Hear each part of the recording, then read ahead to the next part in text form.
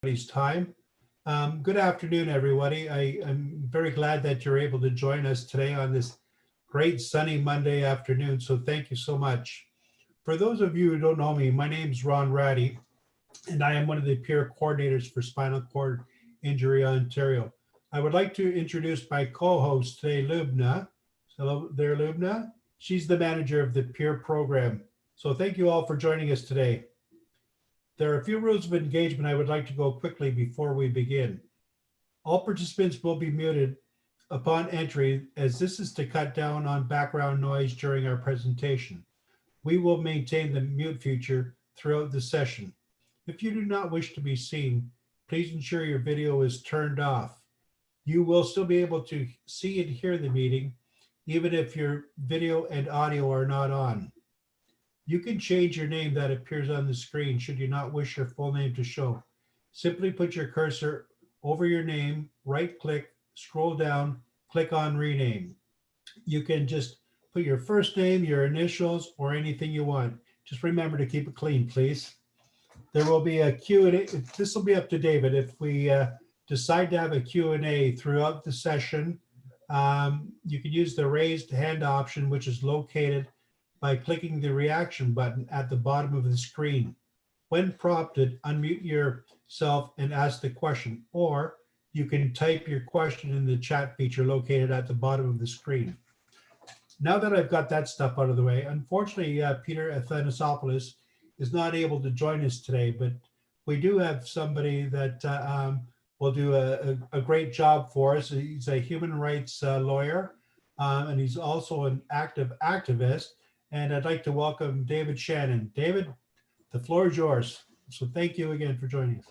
Thank you, Ron. Really glad to thank you, everyone, for taking your lunch period to come hang out and share some ideas on self-advocacy with me today. I'm happy to be here for Peter. I was really pleased that Ron and Peter reached out to me to discuss this, just to share with you. I know a few of you folks today, but to let you know, I had a spinal cord injury in 1981, so I have been a client of SCIO for a very, very long time, and I've enjoyed being both a client, a colleague, mentored by people, by managers at SCIO, and I think overall, I feel part of the family. So that's been a real high point of my life and career working with SCIO. Also, I am, as you heard, a lawyer. I practice law in Thunder Bay, and hopefully that gives me some insights, this duality of being both a client and a lawyer, some insights into the question of self-advocacy or strategies for greater advocacy. I also know many of you live with spinal cord injuries, and you are certainly, I would say, the best expert in your own needs and your own strategies. And also, I know there's some here today are managers and caseworkers working with folks with spinal cord injury. And so today I come saying I'm completely aware I do not have a monopoly on the ideas. So I just want to share today really is about some thoughts, and hopefully we can generate discussions, as I know that I won't have. I don't think I'll not only not have all the answers, I may not even have the beginning of them, but I hope that we can spur some ideas for discussion. And yes, I do absolutely, Ron, welcome Q&A during our discussion, or if you prefer to leave it until after. I think that that's the best time for, really it's through Q&A that we're going to generate the kind of ideas that we need for self-advocacy, because I would certainly say right now, as much as ever, we've always needed strategies for self-advocacy. We've always been, since I was injured, and that was nearly 40 years ago, always needed the assistance of our peer-to-peer interactions, our peer-to-peer connections to come up with strategies in order to be self-empowered, in order to self-advocate. And now, more than ever, during this past year, I'm very proud to still have my pandemic haircut, and until I get another vaccine, I think I'll a shot. I'm going to be waiting a while longer for a haircut. And believe it or not, before this all started, it was short. So not only has this been a time of isolation physically, indeed isolation technology. We've opened up some new areas such as today technologically, but also for some folks, we've never felt more alone, and with that comes certain vulnerabilities. Also, I like to talk about access to services, access to healthcare, as indeed that is a particularly acute issue now and for this past year. And broadly speaking, I'd suggest that there's some fundamental principles to think about when discussing self-advocacy. And some of those fundamental principles are first, to identify one's goals. And when I say that are we just trying to get groceries delivered, or are we trying to perhaps return to the workplace? Are we trying to return to college or university? And to identify the goals, the specific goals that one may wish to advocate for.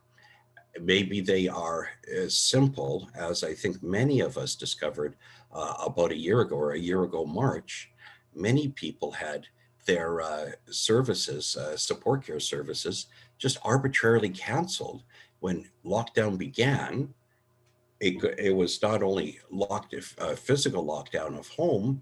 I'm sure many people also found that it went to such extremes as to suddenly get phone calls from either your home care agency, support service agency, or the individual themselves to say, I cannot come in anymore.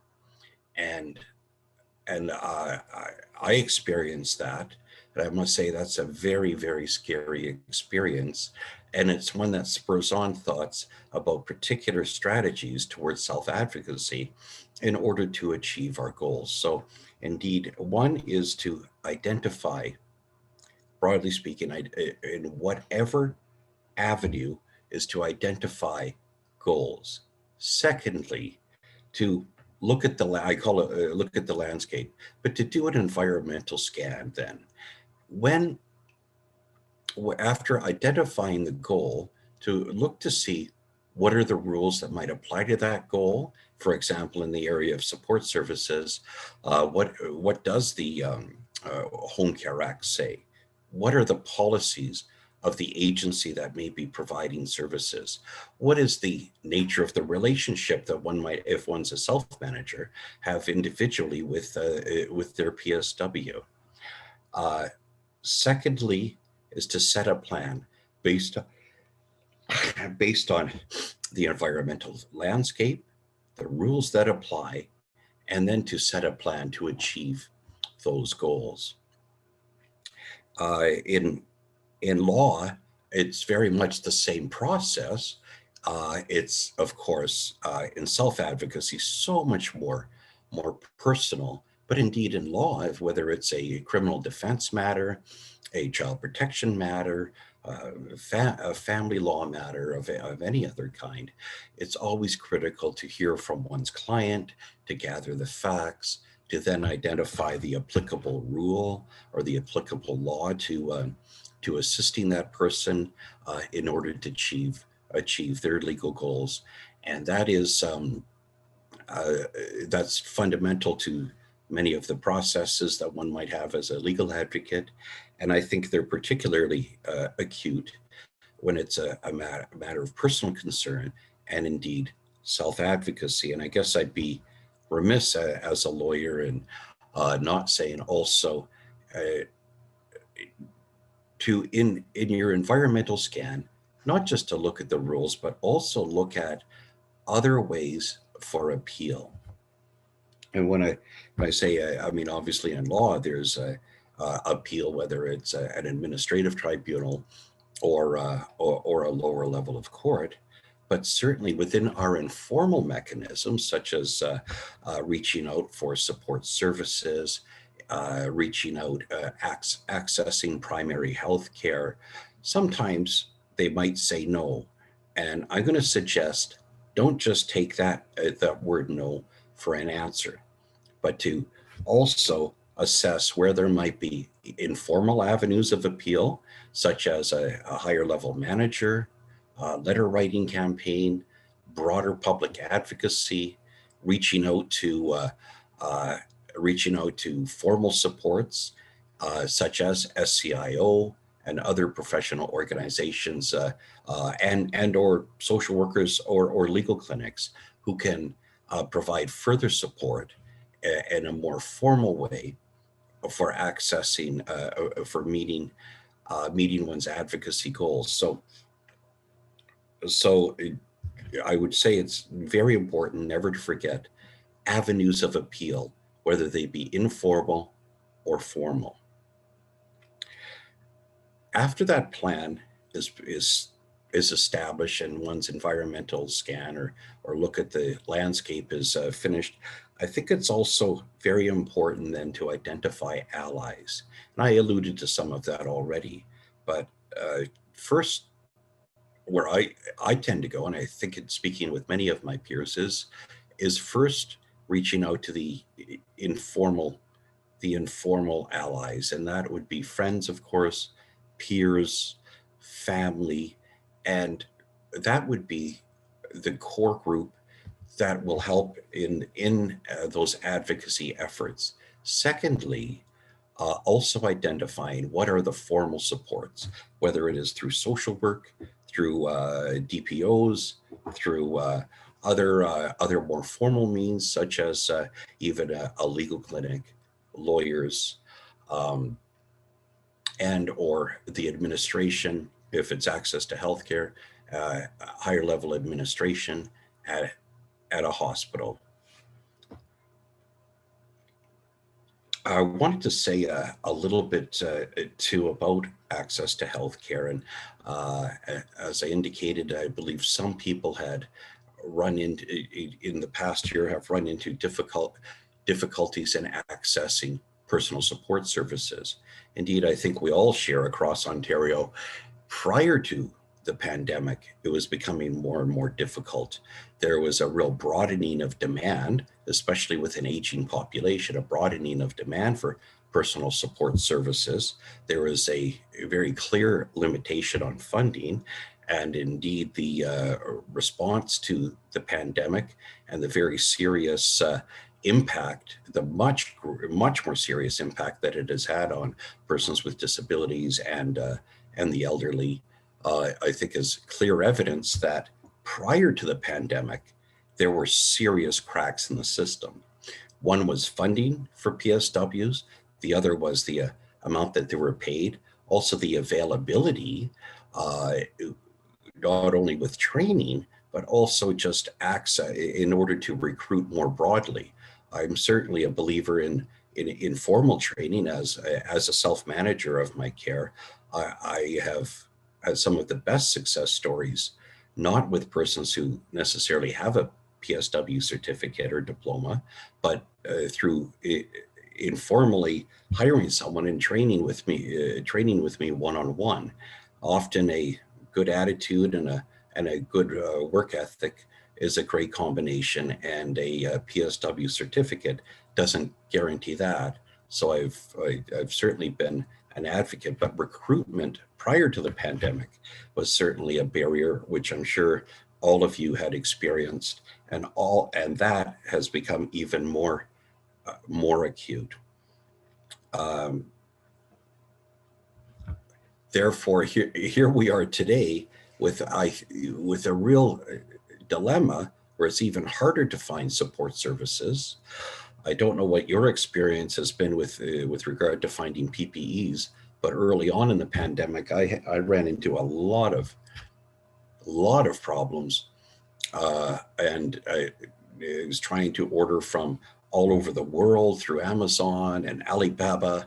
And I was trying to get some from China and couldn't get it. And I think that many other people were experiencing the same problem. I believe that that's been, Rick, did you have a question? Oh, okay. And that is just the beginning of some of the dilemmas we have that were, unfortunately, after the pandemic started, were simply lost to persons who were self-managing, living with spinal cord injuries, and all of the attention, in some respects, importantly, were on hospitals. But here we were at home without a lot of connection or political capital because we were living in our individual homes. But we did not have media attention. We did not have, and then we lost critical supports or pre-existing limitations on critical supports were then exacerbated. Then we had limitation on PPEs, and then it went on as lockdowns continue. And I think that we are still feeling the impact today.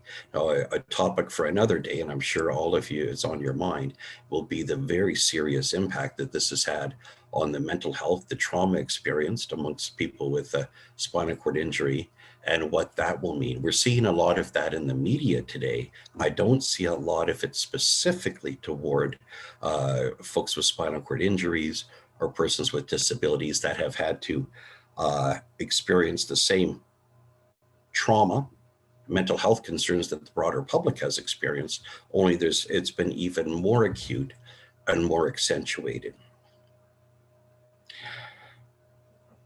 I've talked a little bit about those support services, and I wanted to say many of those principles I would suggest still apply. One is family, friends, peer supports are critically important to accessing support services. Secondly, identifying the formal networks beyond just who may be the support service provider. Lastly, if should the support services be canceled, limited in any fashion, is to identify where are lines of appeal. And some are informal to more senior managers. Some are also important to appeal to other agencies who might be able to supplement the loss of services.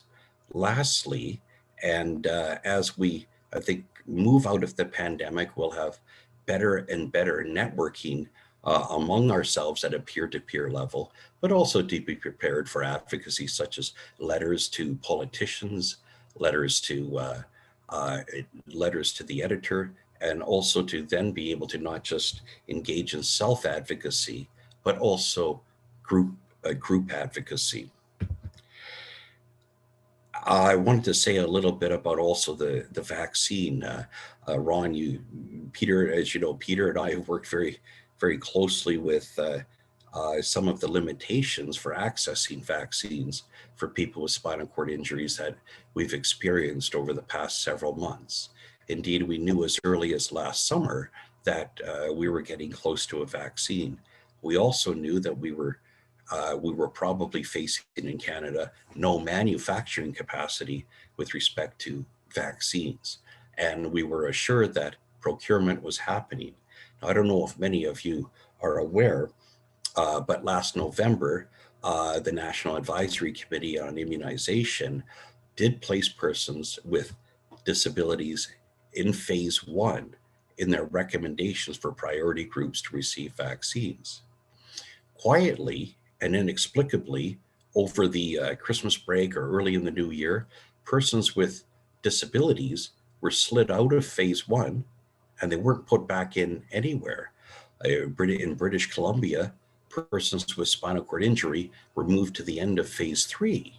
In Ontario, they simply were absented until there was much internal advocacy that occurred from SCIO, from other DPOs, from individuals, and writing campaigns at the political level, writing campaigns at the bureaucratic level. And unfortunately, and I must say, I find it insulting to have literally begged to be moved up. But thus, I must say, it was advocacy, but it felt like such a no-brainer given the reality of what could happen for persons who might have compromised respiratory systems, that they were now to deprioritize and move them to the end of phase 3. However, it was, I would say, a limited success. By the time the wheels got turning on this advocacy effort, we were eventually moved back to phase 2 in Ontario. However, it was too late to prioritize us in phase 1 by the time the discussions finally began again.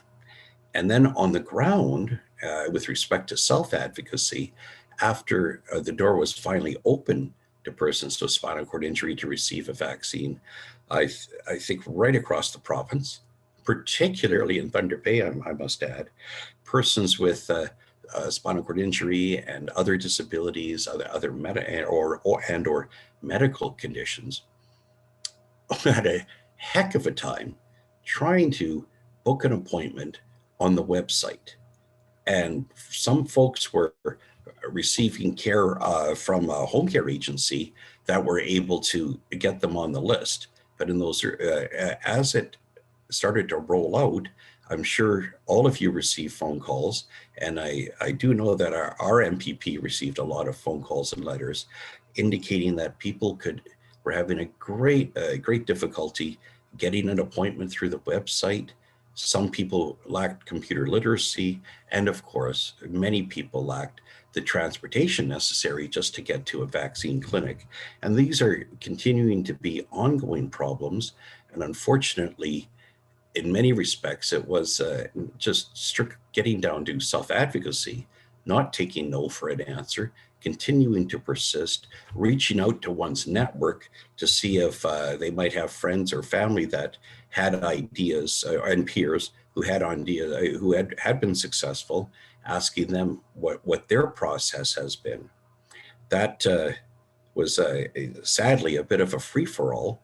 And when we need a booster shot, which I'm sure we will need by January, by the looks of all reports, we may be back in the same boat. So I flag that now in lessons learned in the period of where persons with spinal cord injury and disabilities are quickly deprioritized in terms of broad public advocacy.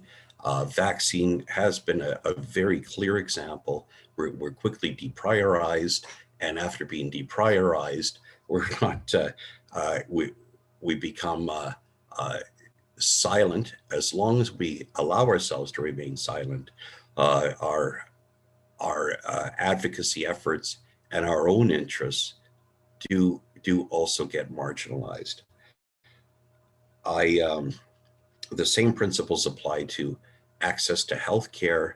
I don't know how many of you folks or people you serve, what your experience has been, but I must share with you, I've been very, very hesitant to go to a merge or go to a family physician during the past year, given that does risk exposure to the COVID virus.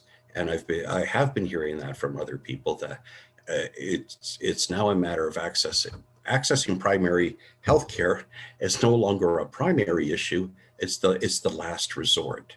And that of course means a lot of people with people with spinal cord injuries and other disabilities have either had elective surgeries canceled or conditions that were small conditions, such as a say stage 1 pressure sore, it became much more serious.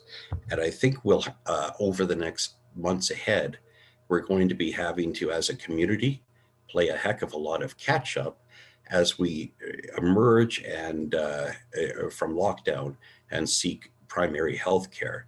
And I think the same principles will need to apply going forward, and that is not taking no for an answer, and also reaching out to networks such as SCIO to continue to access primary health care.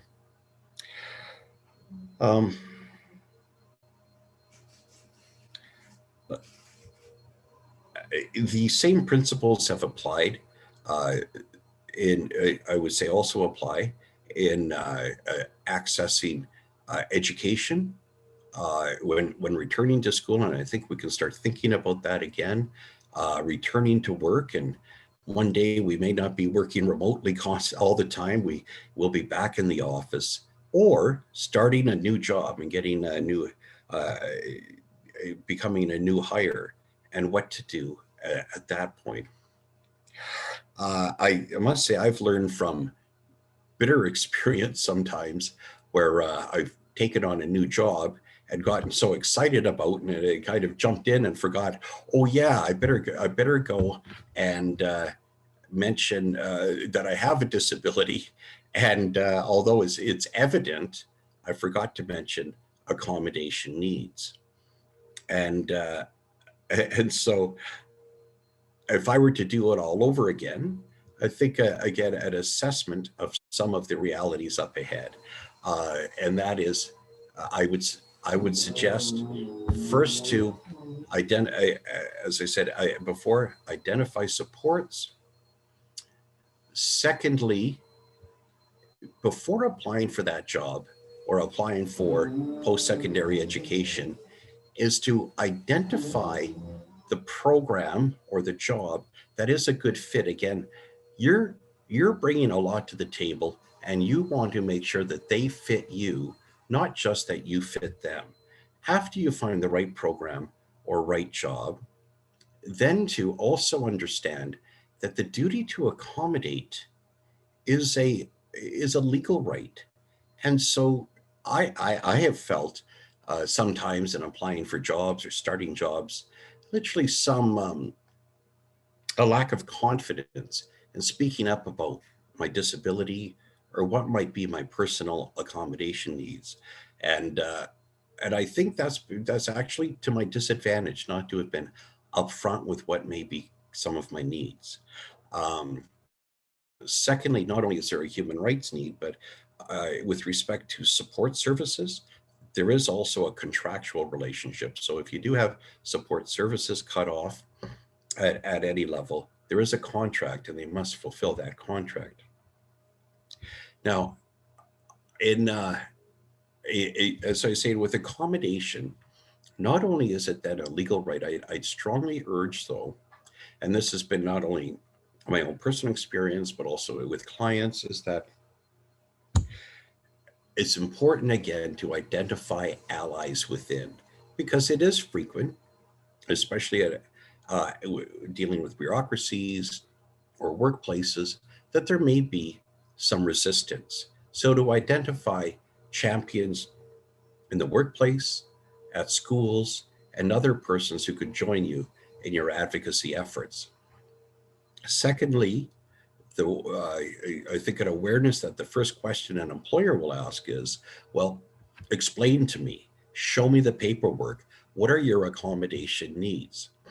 I would suggest get your hands on that, go and see whether it's a doctor slip, an OT assessment, or some other form of explanation that is not only your own, but again, utilize the professionals, so that you manage the professionals to your own benefit, as opposed to letting the professionals manage you.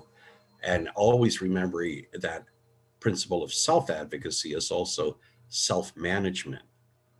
And I think that an individual entering the workplace, re-emerging to school, will be much better off, as again, to identify the right program or job. Secondly, identify champions and allies within that system.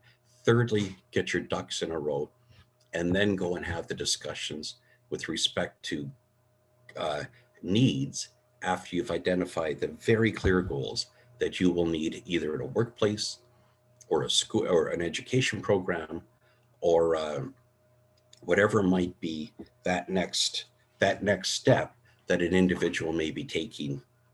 And as I said, I think we're emerging. Let's stay optimistic. We'll emerge from COVID and can really, although I think we've all been still ticking along with school and work.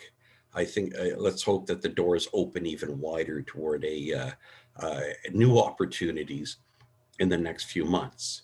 I think some of you may want to still take a relaxing summer if we're able to all get vaccinated and start getting to some margin of normalcy again in Canada, and we can then really hit the ground running come Labor Day. I welcome questions at this point if anyone would like to ask any questions. And as I said, this I hope has been more generative of ideas and thoughts. I don't know that I necessarily have all the answers, because I think if there's one thing we see, all as individuals with spinal cord injury, is that it's an ongoing process. So I hope that this discussion is just one more, drop in the ocean, or maybe it begins discussions. But I know that it's not one to give finality to the answers, because we are always going to be engaged in new and emerging issues that require self-advocacy. But again, I really want to say a shout out to SCIO, because of all the other networks I've reached out to in trying to, advocate for myself as a person with a spinal cord injury, has always been through peer-to-peer, has been the most beneficial. Other elements have assisted, but it's always been through peer-to-peer that I've been able to gain the most advantage, to be able to move forward in the best way possible for myself. So a big shout out to SCIO.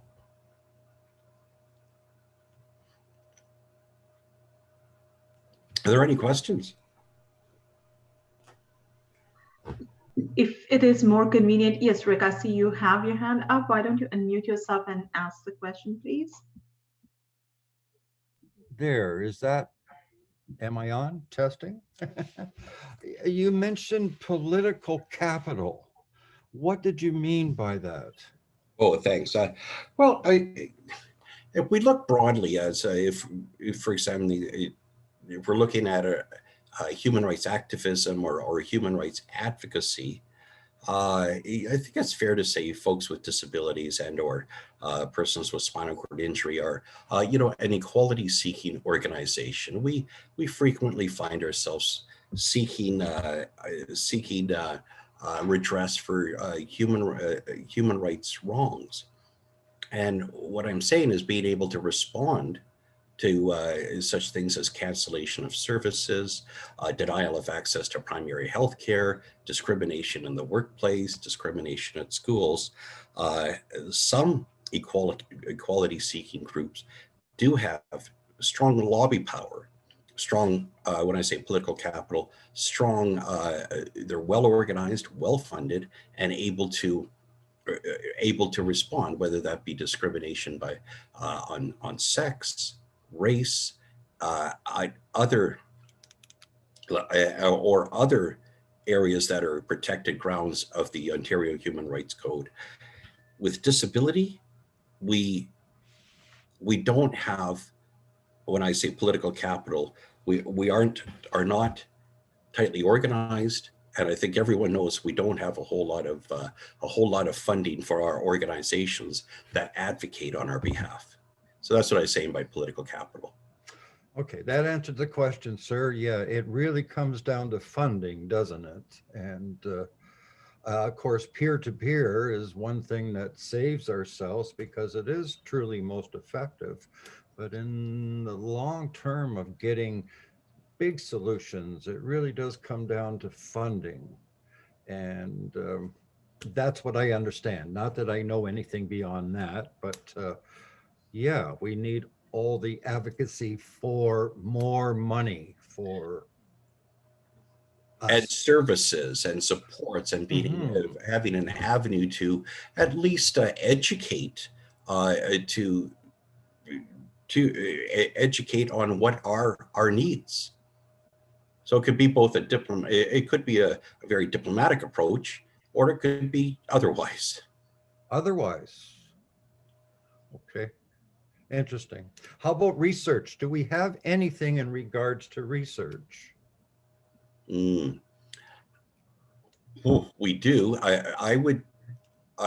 I've been at those tables sometimes in the past, and we do in academia and in basic. And are you talking about cure research or sociological research? Cure research at the moment. I hear some real interesting things coming out of British Columbia, where there's apparently a fellow who's working on a plasma type of material that is simply applied to the spinal cord, the injured area of it, and somehow this new material coming out regenerates nerves and growth. But once again, it comes down to money and Great point. research. Yes, funding, funding, funding. You're right. Funding, yes, of course, yeah. And whatever we can do, I don't know, other than I pass the box. I really don't know. But, Ronnie, we're talking about, we need money, big money, and we're such a small group, and that's the problem in relationship to other groups who are funded, you know. Yes, and that's what I mean by the political capital. Our Mm, numbers can be small, and trying to get our voice heard can be a real challenge. yes, okay. Good. That answered everything for me, sir. Thank you very much. Yeah. Ronnie, can you hear me? Are I those can. things are those things real behind you? Are we talking the amplifiers here? Yeah, everything. Yeah. Yeah, hey, wow. Yeah, Okay, cool. Okay, sorry guys. no worries. Does anyone want to share success stories that either you've experienced or your clients have experienced that might also provide some insights as to other approaches to self-advocacy?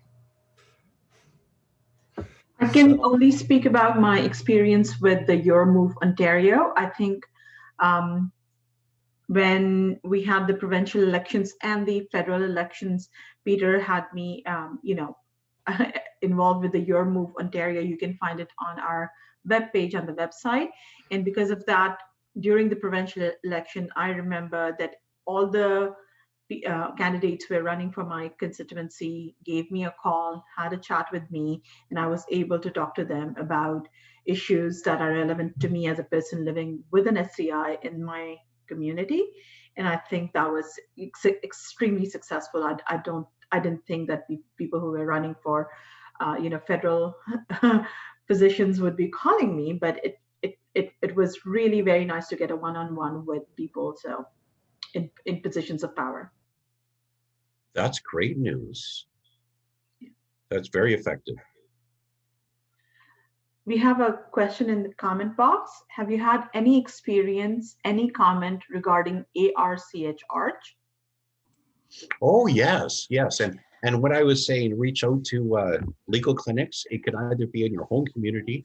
Hamilton has a very good legal clinic, but also Arch play a very strong role, either with test case litigation. Also, they do research, very good legal and scholarly research, and in addition, holding town halls, getting public education out, and during the vaccine process, the vaccine advocacy process, I was very thrilled to work with Arch in broad letter writing campaigns that they've done to advocate on everything during this past year, from arbitrary cancellation of PSW services to cancellation or lack of delivery of PPEs, and then ultimately vaccine. So they've done very good work over the past 14 months. Could I say something? First of all, Arch, they're amazing. They gave me feedback about my ODSP experience that enabled me to take ODSP to human rights and win, which was really great. Another thing is because I have a cerebral palsy and a brain injury as well. My doctor has a standard letter we revise every 2 years that explains each of my limitations. And then if I go to a new healthcare provider, new home care, this is it. And then they understand. Like I have a communication issue. That's great. So when I say get your ducks in a row, you're way ahead of me, 3 steps ahead. It's great because if I'm writing someone, I just send a copy of it, you know? Yeah. The last thing I found really works well with home care is if you're getting daily service, get exactly what they can do each day and then prioritize it. Like I always put personal care first and then print that up, post it on the kitchen wall and show it to each PSW the first time, or maybe refer them back to it, that this is what we do today. And things like taking out the garbage. Originally, home care said, well, Monday and Thursday. And I said, yeah, and it's really hot. The gal on Thursday forgets. Then what do? Because Friday, they don't have to. And she said, okay, we'll get it every day. And it was some of that stuff that made it really work for me. That's a great idea, and also having that detail early on, as indeed the relationship between a person with a disability and their PSW is one that becomes very very personal also. And so early on, having all that information out is a good way to get off on the right foot, and it just makes things, I think, over the long term much smoother, doesn't it? Then something like that garbage at the end of the day, as you say, if it's hot and smelly, it's just an automatic thing. You almost don't even have to request it. It makes things go more quickly. People are in better spirits, and makes hopefully a happier home life, but also a much healthier and positive work environment for the PSW, which of course is very, very important. And one last thing, I was able to get half an hour once a week to do laundry. And originally they said, you can't do laundry in half an hour. And I said, no, but if it's ready at the door and she takes it down when she comes in, brings it up after my personal care, we hang it up together. When it's dry, then I or she can fold as necessary. And I got an extra half hour once a week, and for years, that's how my laundry was done, and it was really great. Excellent. Yes, strategy, eh? And time management. That's great.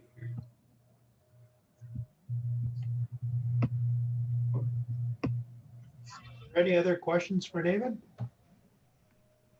Comments? Hi, David. Sheila Casemore. Long time no see.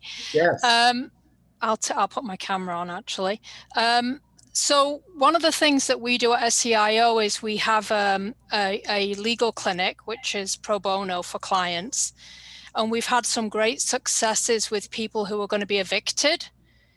And so one of the lawyers has actually written a letter to the landlord to basically say this is illegal and you can't do this.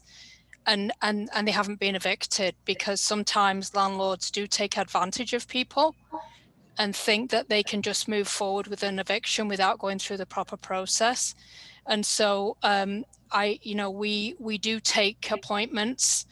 It's once a month, and it's a law firm that basically will support someone in a particular area. We've had lots of employment things like you've already mentioned, many issues with landlords, fear of eviction, discrimination. It's, the list goes on.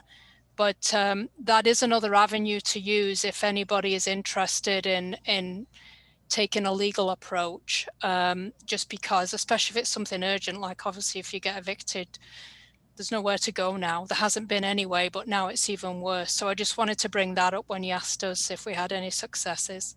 Oh, great. And also the Law Society of Ontario has the lawyer referral service. So I'm thrilled to hear that there's a pro bono service right in-house. Is that once a month or once a week? Once a month. That's fantastic. And if you hear of any clients in between who are stuck, there is the Law Society's lawyer referral service. Might be able to assist. Anyway, great. I'm glad that's up and running, and it was such success.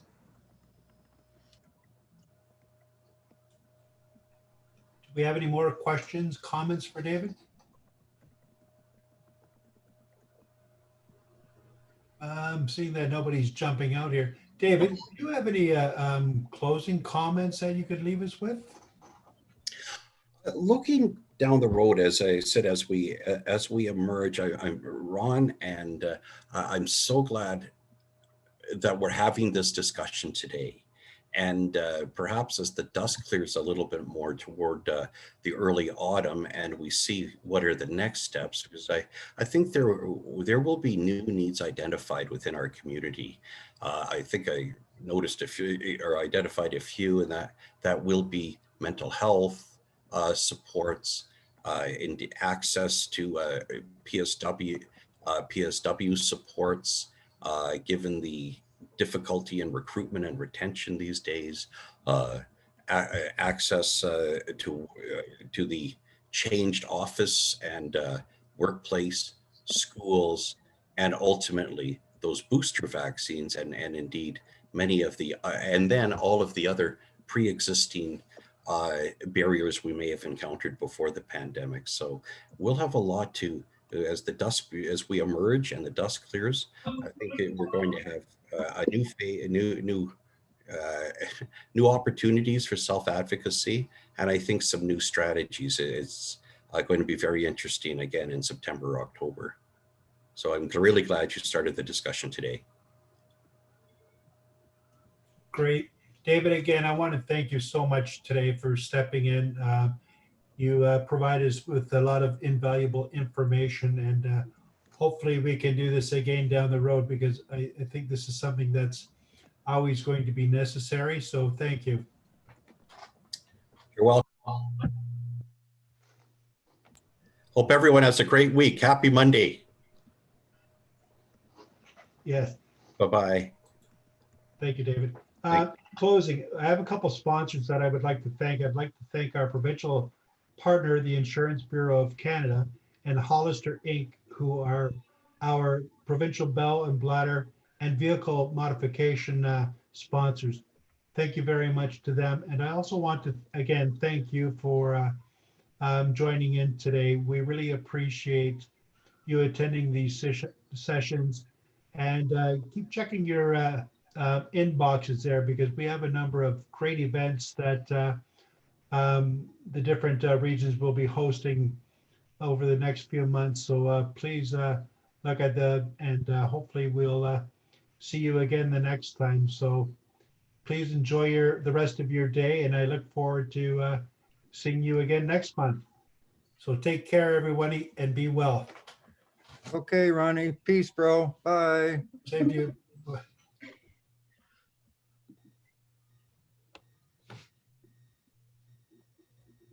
Mhm.